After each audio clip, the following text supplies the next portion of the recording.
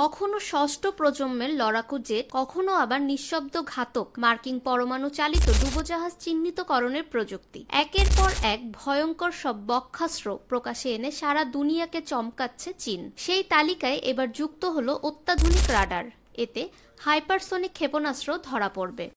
চলতি বছরের জানুয়ারি মাসে দূরপাল্লার অত্যাধুনিক রাডারের ছবি প্রকাশ করে ড্রাগন ভূমির সরকারি গণমাধ্যম। সেখানেই সংশ্লিষ্ট রাডারটি অন্তত 1000 মাইল দূর থেকে হাইপারসোনিক ক্ষেপণাস্ত্র চিহ্নিত করতে পারবে বলে দাবি করা হয়। সম্প্রতি চন্দ্র নববর্ষে চীনা লাল ফৌজ পিপলস লিবারেশন আর্মি বা পিএল এর উদ্দেশ্যে ভাষণ দেন সে দেশের প্রেসিডেন্ট তথা চেয়ারম্যান শি জিনপিং। অনুষ্ঠানে বাহিনীর থেকে সামরিক অভিবাদন গ্রহণ করেন তিনি। ওই অনুষ্ঠানেও প্রকাশ্যে এসেছিল দূরপাল্লার অত্যাধুনিক ওই রাডারটি। এর সাহায্যে দেশের সীমান্ত পেরিয়ে শত্রুর হাতিয়ারের উপর শিরসেনা নজর রাখতে পারবে বলেও জানা গিয়েছে। এর আনুমানিক উচ্চতা 6 তলা বাড়ির সমান বলে মনে করা হচ্ছে। রাডারটির গায়ে অসংখ্য অ্যান্টেনা রয়েছে।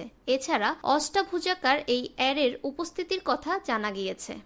ড্রাগন ভূমির জিয়ামসি প্রদেশে অত্যাধুনিক রাডার স্টেশনটিকে স্থাপন করেছে পিএলএ। লাল ফৌজের এই কবচটি নিয়ে সংবাদ মাধ্যমের কাছে মুখ খুলেছেন বাহিনীর সাবেক প্রশিক্ষক জংপিং। সাউথ চায়না মর্নিং পোস্টে দেওয়া সাক্ষাৎকারে তিনি বলেছেন, অত্যাধুনিক রাডারটি হাতে পাওয়ার কৌশলগত দিক থেকে বাহিনীর শক্তি অনেকটাই বৃদ্ধি পেল। এর সাহায্যে কয়েক হাজার কিলোমিটার দূরের ক্ষেপণাস্ত্রকে অনায়াসেই চিহ্নিত করা যাবে।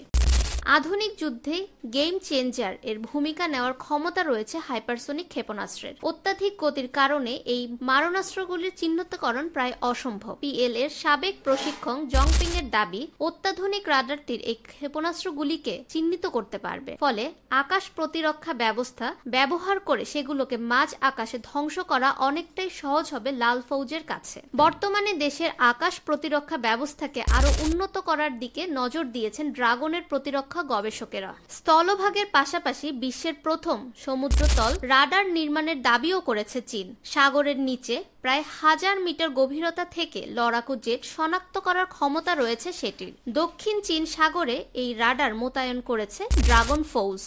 ফাহমিদা বিনতে আনোয়ার, নিরপেক্ষ নিউজ ডেস্ক, ঢাকা।